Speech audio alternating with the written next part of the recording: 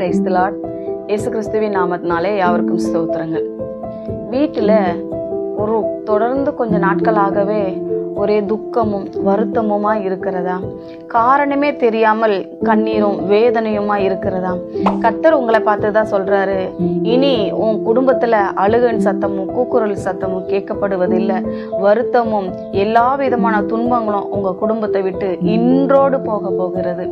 ஏன்னா கர்த்தர் என்ன சொல்றாரு, உங்களுக்கு அந்த வசனத்தை வாசிக்க விரும்புகிறேன். ஏசாயா 65 வசனத்துல இப்படியா சொல்லுகிறாரு, நான் எருசலேமின் மேல் களி கூர்ந்து என் ஜனத்தின் மேல் மகிழ்ச்சியா இருப்பேன். அழுகையின் சத்தமும் கூக்குரலின் சத்தமும் அதில் இனி கேட்பது இல்லை. எருசலேம் என்றால் 2 அர்த்தத்தை நமக்கு காட்டுது. எரு என்றால் இருக்கிற இடம், அது ஆபீஸா இருக்கலாம், வீடா இருக்கலாம், இல்ல வேற ஏதாவது வேலை ஸ்தலங்களா இருக்கலாம். ஏதோ ஒன்று நம்ம இருக்கிற இடத்துல காணப்படுகிறதான ஒரு இடம், இருப்பிடம். சாலேம் என்றால் சமாதானம். நம்மளுடைய இருக்கிற இடத்துல சமாதானம். ஒரு சமாதானம் இல்லாத வீட்டுல தான் கண்ணீர், வேதனை, துக்கம், வியாதி, மரணம் பல விதத்துல வரும். ஆனா இயேசு கிறிஸ்துவானவர் எந்த வீட்டுல சமாதானத்தை கொடுக்குவேன் அப்படின்னு சொல்றாரு. அந்த வசனத்துக்கு கீழே பாருங்க, எருசலேமின் மேல் களி கூர்ந்து என் ஜனத்தின் மேல் மகிழ்ச்சியா இருப்பேன். கர்த்தர் நம்மேல் மகிழ்ச்சியா இருக்கிறாரு. அதனால நம்ம இருக்கிற இடம் சமாதானத்தோடு இருக்கிறது இல்லையா?